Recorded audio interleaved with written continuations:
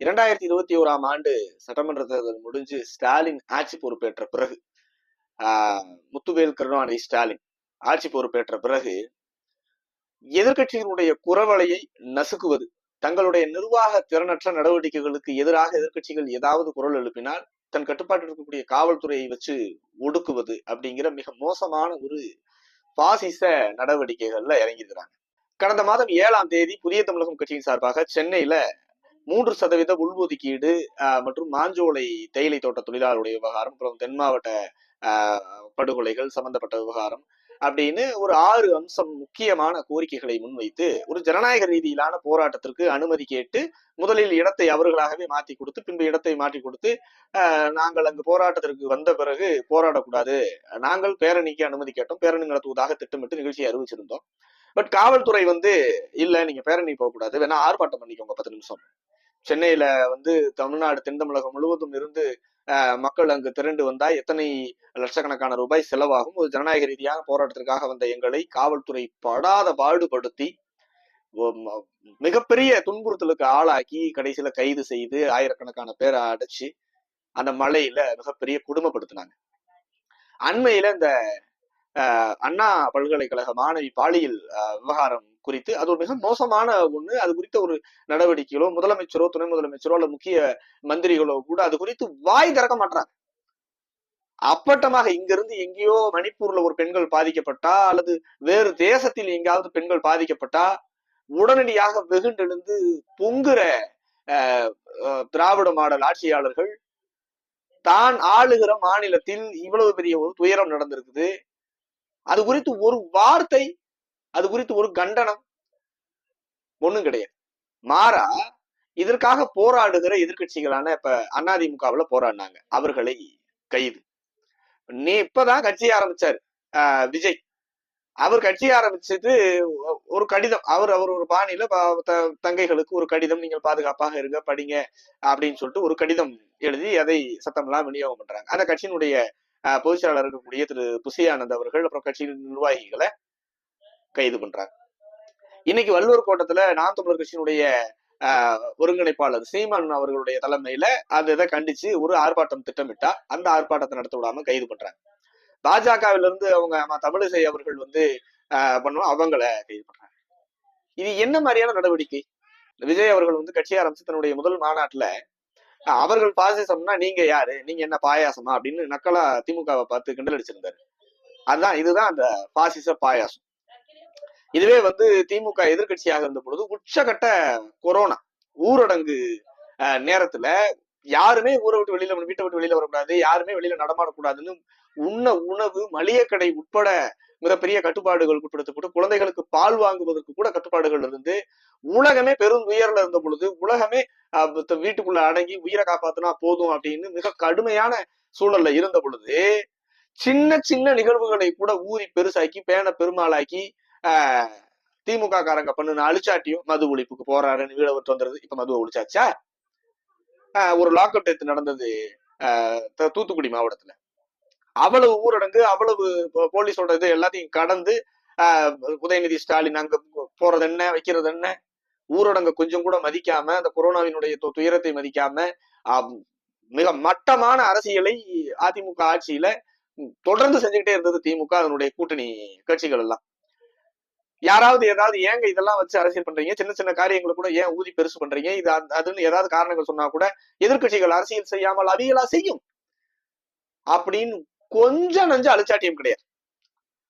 ஒரு பையன், ஒரு குழந்தை சுஜித்னு ஒரு பையன் விளையாடும் பொழுது அவங்க தோட்டத்தோட அந்த போர் போட்டிருந்த அந்த பைப்புல விழுந்துட்டாப்ல, இன்னும் வரத்துனா வந்தாங்க.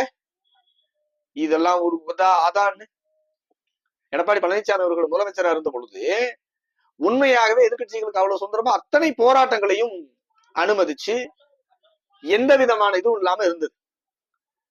அவ்வளவு நெருக்கடிகளுக்கு மத்தியிலையும் பொங்கல் தொகை அதுன்னு எல்லாமே பண்ணாங்க. தங்களுடைய நிர்வாக திறனற்ற இந்த போக்கை மடைமாற்றுறதுக்கு மறைக்கிறதுக்கு நடவடிக்கை எடுங்களேன். ஏன் போராடுறதுக்கான வாய்ப்புகளை உருவாக்குறீங்க? ஒரு அசம்பாவிதம் நடந்ததுக்கு பின்னால ஒரு அரசு என்னவா இருக்கணும், என்னவா செயல்படணும்? வெளிப்படைத்தன்மையோடு அந்த வழக்கை விசாரிச்சு யார் குற்றவாளி அறிவிக்கிறவங்களுக்கு என்ன பிரச்சனை? அதை கேட்டுதானே போராடுறாங்க. ஏன் நடந்தது என்பதல்ல கேள்வி, நடந்ததுக்கு உங்களுக்கு நடவடிக்கைகள் என்பதுதான் கேள்வி. அதை செய்யறதுல என்ன பிரச்சனை? எதிர்கட்சிகள் அதற்காகத்தானே எதிர்கட்சிகள் இருக்கிறாங்க, அதுக்காக தானே ஆளுங்கட்சியினுடைய நடவடிக்கைகளை துரிதப்படுத்துவதற்கும் ஆளுங்கட்சியை நோக்கி கேள்வி எழுப்பதற்கும் செயல்படாமல் இருப்பதை செயல்பட வைக்கிறது தானே எதிர்கட்சியினுடைய வேலை. நீங்கள் செய்யும் பொழுது அது மக்களுக்கு நல்லது செய்யறதாயிரும், நாங்கள் அதிகலா செய்வோம் அப்படின்னு நக்கல் பண்ணலாம், கிண்டல் பண்ணலாம். இப்போ ரொம்ப நியாயமா இதை விட வேற என்ன பிரச்சனைக்கும் எதிர்கட்சிகள் போராட முடியும்? அதை ஒடுக்குவதும் நசுக்குவதும் அவர்களுடைய கழுத்தை நெரிப்பதும் என்ன மாதிரியான மனநிலை? அதான் பாசிச மனநிலை. சும்மா வெறுமனே நாங்கள் 1000 கொடுத்தோம், நாங்கள் இலவசமா பேருந்துக்கு இது பண்றோம் அப்படின்னு கலர் கலரா பேசிட்டு முன்வாசல் வழியா சிறு உதவிகளை செய்வதை போல செஞ்சு விட்டுட்டு பின்வாசல் வழியா கரண்ட் பில்லை ஏத்தி, சொத்து வரியை ஏத்தி, தண்ணி வரியை ஏத்தி, பேருந்து கட்டணத்தை உயர்த்தி, எல்லா விதமா சுமைகளை பூரா முதுகுல ஏத்திட்டு முன்னால மட்டும் நாங்கள் அதை பண்ணிட்டோம் இதை பண்ணிட்டோம்னு மக்களை ஏமாத்தி எல்லாம் பண்ணா அப்புறம் போராட்டம் என்ன பண்ணுவாங்க? எல்லா விதத்திலையும் தோல்வியுற்ற ஒரு ஆட்சியாளர்களாக, தகுதியற்ற ஆட்சியாளர்களாக, நிர்வாக திறனற்ற ஆட்சியாளர்களாக, மக்கள் விரோத ஆட்சியாளர்களாக மாறி போன பிறகு போராடுவதை தவிர வேறு என்ன வாய்ப்பு இருக்குது? இங்க நீதி கிடைக்காத, நியாயம் கிடைக்காதவர்கள் போராடம் என்ன செய்வாங்க?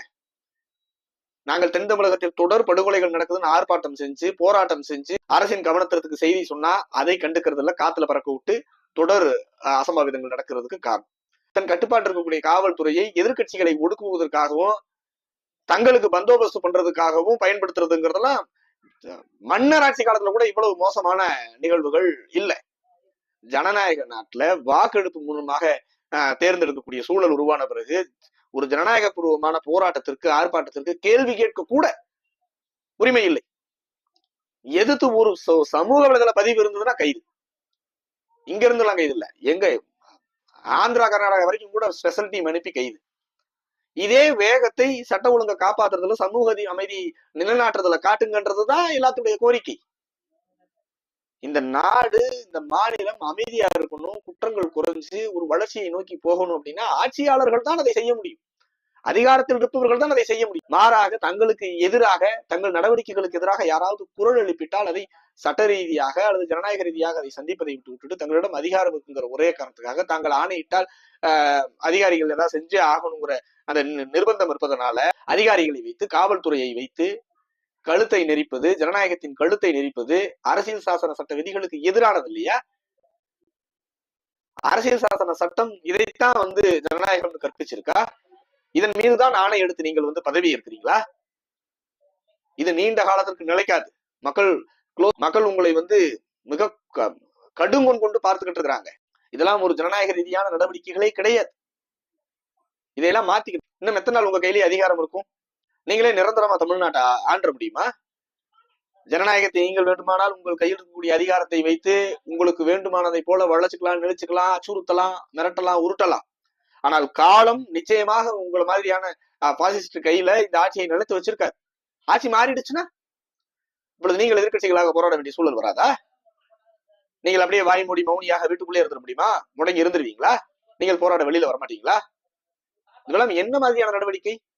நீங்கள் எதிர்கட்சியாக இருந்த பொழுது எத்தனை உச்சகட்ட கொரோனா நெருக்கடிகள் இருந்த பொழுது கூட நீங்கள் குடும்பமாக போராடுவீங்க, கோஷம் போடுவீங்க, கூட்டம் கூட்டுவீங்க.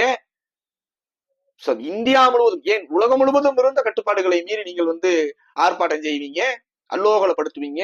அத்தனையும் சகித்து கொண்டு இருந்த இதே தமிழ்நாட்டுல இன்னைக்கு நியாயமான ஒரு பிரச்சனை காலத்துக்கு கூட யாருமே பேசக்கூடாது, யாருமே போராடக்கூடாது, யாருமே வீதியில் இறங்கிடக்கூடாதுன்னா, ஆனால் இதுவே உங்களுடைய கூட்டணியில் இருக்கக்கூடிய அந்த ஓட்டை உடசல்கள், கொள்கை கோமான்கள், உங்களுக்கு ஒத்துதுகிற ஒரு கூட்டம், உங்களுக்கு புகழ்பாடுகிற ஒரு புலவர் கூட்டம், அது 6 மணிக்கு மேல போராட்டம் பண்ணலாம், ஆர்ப்பாட்டம் பண்ணலாம், ஆயிரக்கணக்கான பேரை சென்னை நடு ரோட்ல கூட்டிக்கலாம், அதே வள்ளுவர் கூட்டத்துல என்ன வேணாலும் பேசலாம், என்ன வேணாலும் போராடலாம், உங்கள்ட்ட அனுமதி வாங்க வேண்டியது கிடையாது, எங்க வேணாலும் கொடி கட்டிக்கலாம், பேனர் வச்சுக்கலாம், பிளக்ஸ் வச்சுக்கலாம், உங்களுடைய கட்சி கொடி தமிழ்நாட்டுல எந்த இடத்துல வேணாலும் ஏத்தலாம், எந்த இடத்துல வேணாலும் இறக்கலாம், எங்க வேணாலும் போட்டு வச்சுக்கலாம். என்னது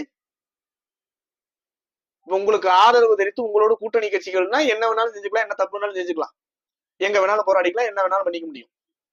அப்ப எதிர்கட்சிகளாக இருக்கிறவர்கள் எதுவுமே செய்யக்கூடாது.